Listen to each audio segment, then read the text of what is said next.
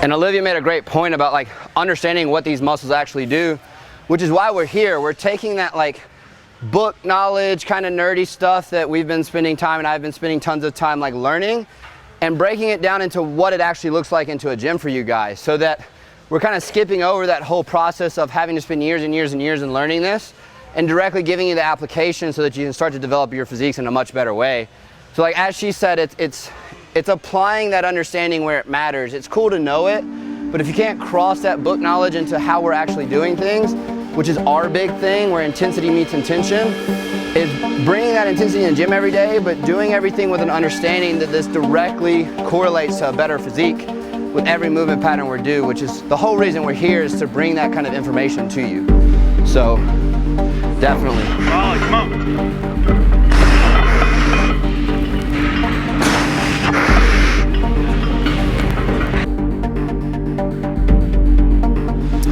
Welcome back, guys, to the contest prep series with me and Olivia. Super excited for today's content. Y'all been asking for a little bit more on arm work, so we're gonna be doing shoulders and arms today. There's gonna be a lot of great takeaways for some of the things that we've had to adjust and do for Olivia's delt development, and also keeping a little bit of that arm fullness that will help with that top line on the front shots and on the side quarters as well. So really excited to kind of dive in, give some takeaways for you guys to apply to your own training sessions. And with all the differences that we made, Olivia, like what do you feel like has been like the biggest payoffs with some of the adjustments we've made? Sure. So in the past, like I've had 2 push days in a week, but one has been chest focused and one has been shoulder focused. But with figure, I don't really need that much chest work. So what I've really liked about our sessions now is we have this shoulder and arm day, which allows me to get that extra shoulder volume, but not as much chest volume. Move the arms to that day, so that I'm not having to cram it in on the back ends of my other push and pull days, and I'm still getting enough shoulder work through the week. So it's been really helpful for me in that sense, just getting more volume, and I end up enjoying it more because I'm not fatigued by the time I get to arms at the end of a workout. And that enjoyment factor is a very important piece to like getting the most out of your training sessions as well. So that's always something to consider, guys. So stay tuned. We got a lot of content coming for you today, and check it out and ask questions in the comments below.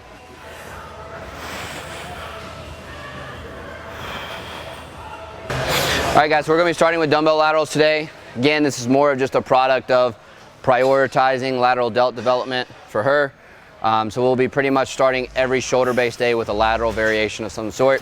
Same basic cues we've gone over in the past, slight internal rotation, elbows out at a 45. You'll kind of see how that transpires as we warm up and get into the work sets here. So a couple of big things to take away here, just with how well Olivia's executing this, is first off, not a lot of torso sway. Every rep starts from a very controlled position. She's not hip hinging it up or hip thrusting it up. And also is like the arm path that she's coming out with. Even though it's called a lateral raise, we don't want to bring it directly out to the side. That's going to align it where your traps take over and everything like that. So my cue that I like to use with people is touch the corners of the room. So come out like a 45-degree angle from your body, which she does really well here doing. And it'll keep it on that lateral delt a lot better rather than shifting it into your traps, even some supraspinatus, and make you get the most out of the movement. Like he said, you know, we won't go completely out to the sides, and I have always had a hard time connecting with my shoulders, but if I could actually feel something, then I would assume that it worked. But what he explained to me was that when you go directly out to your side, you end up externally rotating, which tends to involve the rear delt a little bit more, and it can even involve the front delt depending on your angle. So it's important when you don't feel things, like I've said in every other video, to get that external feedback to make sure that you're executing properly and not just going based on what you're seeing in the gym. Like actually learn like how the muscle fibers run, learn the function of the muscle so you know what it does, not just, you know, copy and paste what you're seeing someone else do.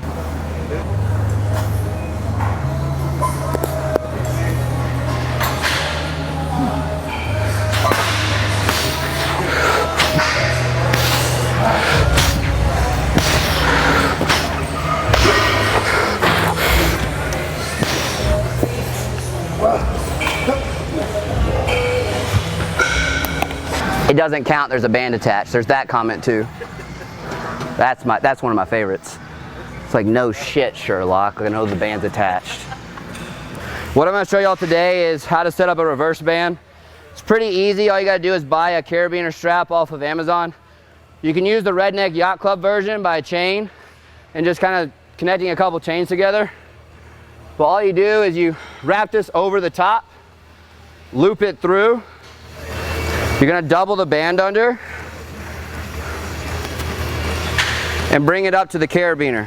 You can always set it up where it's gonna slack a little bit at the top, which is what you want. So at the very unrack, there should be little to no band tension. And then as you come down, it'll add band tension as you go. I've been put on blast for that shit before, so fully aware that there's a band attached. So we're setting this up so that I'm doing a high incline press, more shoulder focused. He's doing a chest press, but for me, this is a progression. Last session I had, and in the weeks leading up to this, I haven't had the band, so the band is going to take a little bit of tension off at the bottom and throughout most of the movement, which is, in a way, would you call it a regression? Yeah, it's a regression, but it's more out of like managing your fatigue across prep, because both shoulder press variations loaded that bottom portion of the range of motion. The dumbbell's heaviest here, the Smith machine's heaviest here. So now we're gonna disperse the load throughout the range of motion a little bit. Should help you with managing fatigue within pressing. And we also dropped a little bit of the incline pressing volume for chest, which is mainly for like front delt when we talk figure. So what you'll see here is we're adding this in first week with the band, where the movement pattern doesn't change, so she doesn't have to relearn it because she's been Smith pressing. But we're just gonna allow her to recover it a little better by putting load into different portions of the range of motion, so that throughout prep we don't get injuries loading that bottom portion where you're most likely to get injured as fatigue builds throughout the prep. Oh, that's good.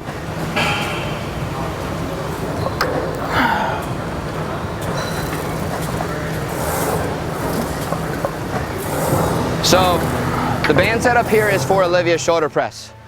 So I'm fully aware that the band's not slacking at the top of my incline chest press.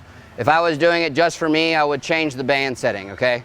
I just need a little bit more chest volume today because in this session I typically do both chest and shoulders. So the band setup will have some tension at the top. It's not the end of the world. Preferably there's no tension at the top. But for her setting, it requires it to be a little bit higher than mine. So that's why it's gonna just stay the same and still have tension at the top. So if I was doing this by myself, I would change this setting so that there's no tension when I unrack. Central nervous system preparation by touching a load up close to your work set to really get like larger motor units firing, so that when you load your system with this large top set weight, it's not a shock to the system. All right. Move this up just a smidge. Just right there, right there. 3, 2, yep, mine. Rack. Your bar.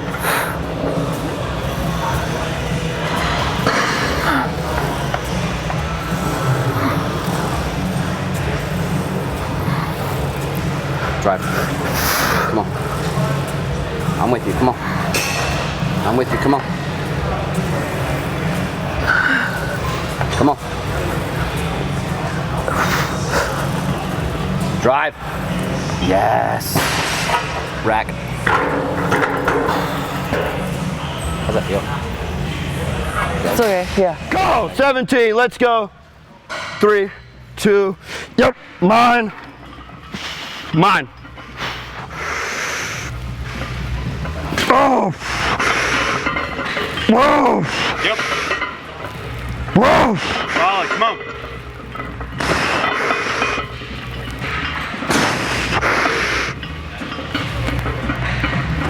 Go! Yep, come on.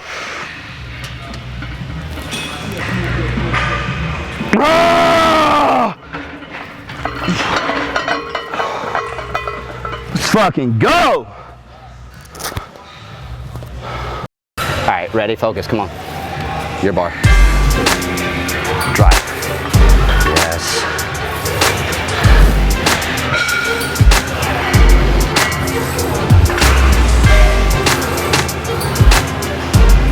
Like I said, I've been doing these without the band, and now that I felt these, it's really exciting because I had begun to stall on that other movement, and it's like I didn't really want to pull it because I enjoy the pressing, I like the feel of it, but my numbers were backsliding.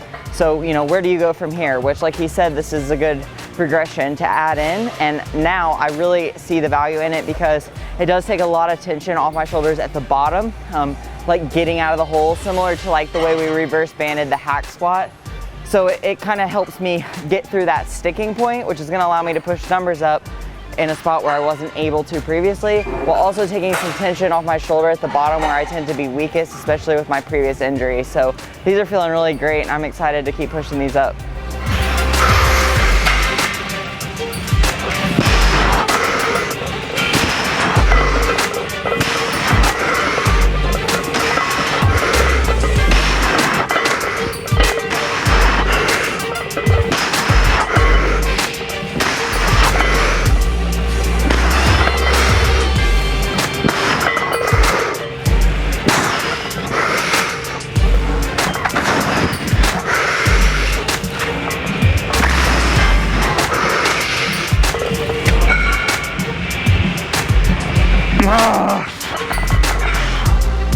So she's been using this cable over here, which is all the way at the bottom. So when you're standing here with the leaning lateral, that cable is going down towards that bottom of the stack.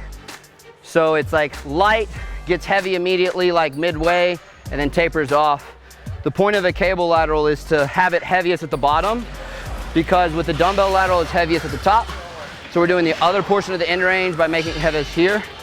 In order to do that, the cable needs to be pretty close to hand height, so that the cable is going this direction on your hand instead of this direction that tapers off a lot of load. So you want your setup to be where it's almost perpendicular to your arm, so that it's heaviest here and it tapers as you pull. Where the setup she was using was all the way up here with the cable because it was way down here. So it's like really light, gets heavy like halfway up, and then it continues to taper and it gets lighter at the top. So it's just not according to the goal of the exercise.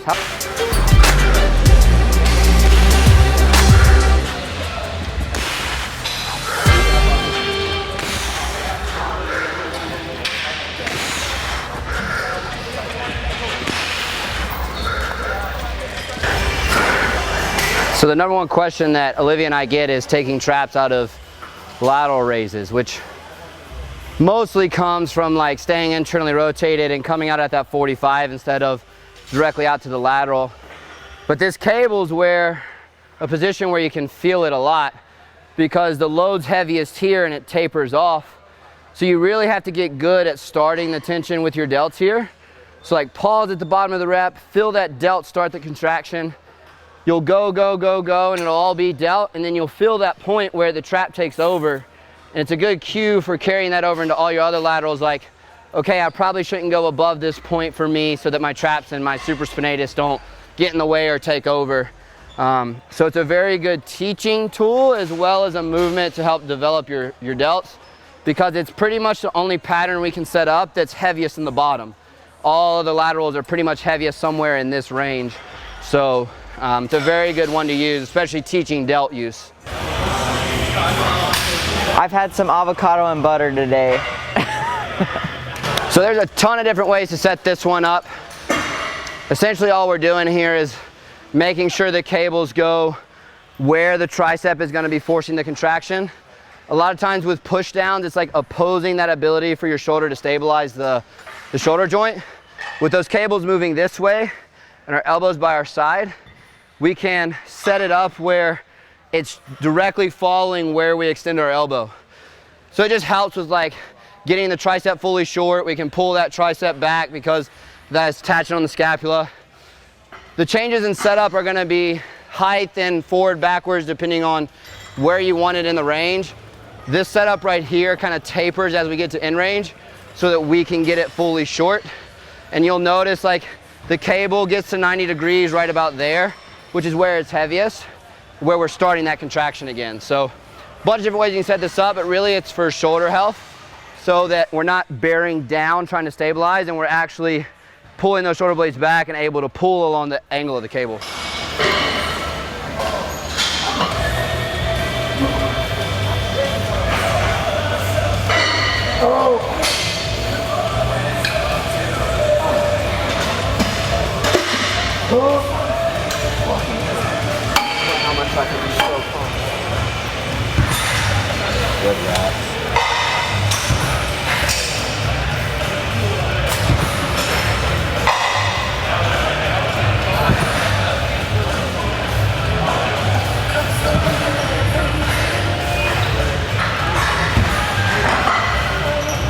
Typically, I wouldn't use like a preacher bench as like the first bicep movement out of the gate, due to where most preacher machines load the bicep. Obviously, free weights are gonna load it heaviest in the stretch position. Depending on the cam, it'll load it mid to end, depending on the machine.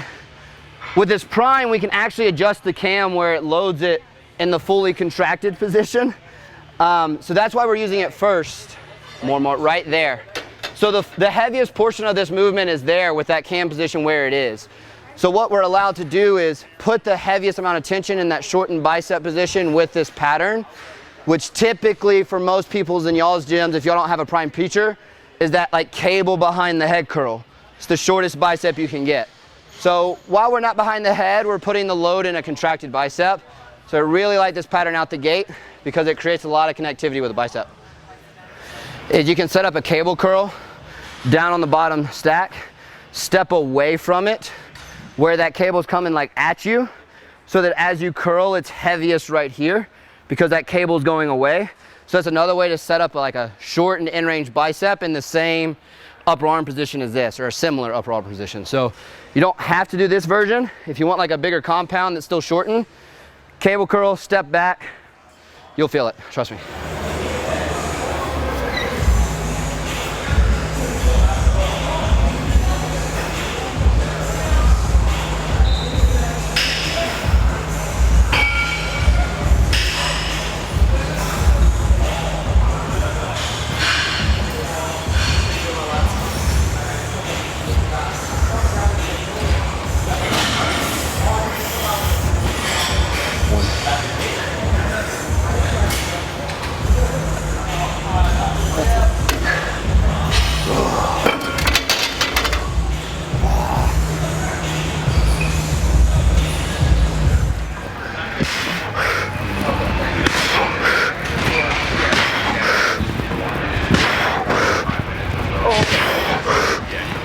I really like to see people pause dips in that bottom position because it's real easy to get like momentum going, get some shoulder injuries from the inertia that's caused from going into that fast. So that slight hesitation at the top, you can just initiate it with everything that you want to. So much more control, and it gives you more room to progress too, so that you make it a little bit harder. You can add load over a longer period of time. Come on. Yes, great reps here. Stay on it. Come on, drive. That's it.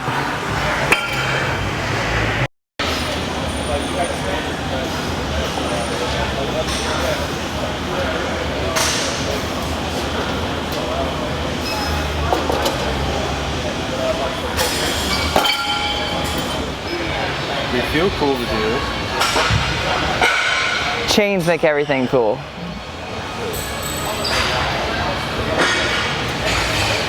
Quality here, come on.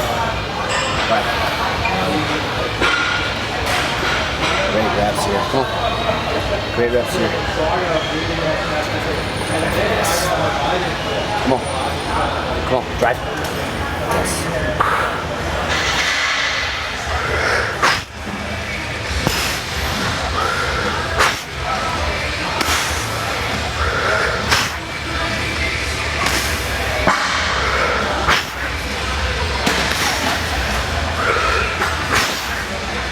When we do dumbbell curls, a lot of times the biggest issue of just standing here and doing it is you're in this internally rotated position, you're kind of curling across yourself. Everything's not really in alignment. So me and her do them a little differently, but ultimately it's the same thing. So what I do is one arm at a time where I lean so that the dumbbell is stacked directly to the wrist, which is stacked directly above the elbow, which is stacked directly below the shoulder. I do all my set reps for this arm, and then I go to the other. What she does is she alternates. What you'll notice is right before she does each hand, she kind of leans to that side, then curls, leans to that side, then curls. She's doing the same thing, she's just alternating arms. So either way is fine. What matters is you get in that start position and then go. So I'm just better at it when I just do one arm at a time. She does it just fine going back and forth. Yeah, and the main thing is you're leaning for the alignment. You're not leaning to gain momentum, because a lot of people have the proclivity to lean into it in order to kind of swing the weights, and even though I do alternate, I take the time to set with each rep. So that's the main key. Proclivity.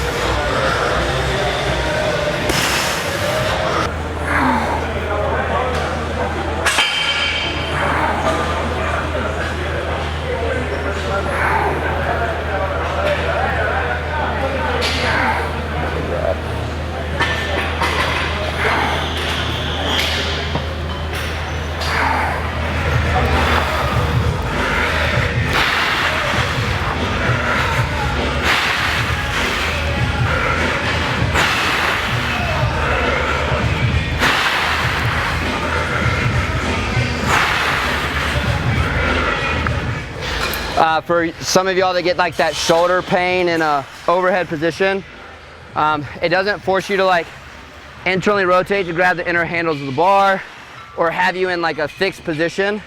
So you can like keep the dumbbells directly over your shoulders and then extend back, and it's a much safer position for your shoulder. And then also too, it'll allow you to line everything up. So as you kind of go down, everything follows the dumbbell. And what you'll notice is she does very well is not pull it over, right? Because if we're lying on the bench and it's stacked directly above us, it's doing nothing for our tricep. So we extend back, and then we almost think about pressing out so that the dumbbell never drifts across over the top of our shoulder.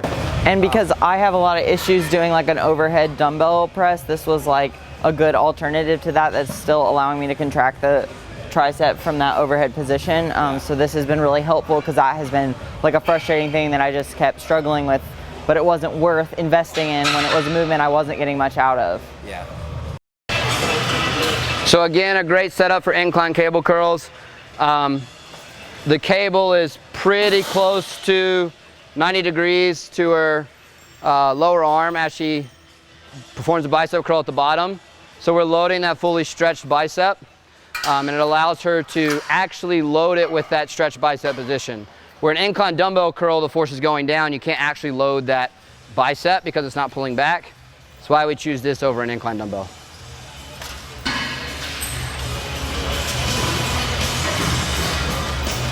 All right guys, thanks for watching this full shoulders and arms day. We'll definitely have more content for you, but be sure to check out our last video where we did a giveaway. Figure out how to enter that. Make sure you get in on the swag, GASP swag. Thanks for watching. Like, comment, and subscribe below. Let us know what you'd like to see next and any questions you have. Put those questions in the comments. We'll be going through answering them for you guys. More content to come. Stay tuned.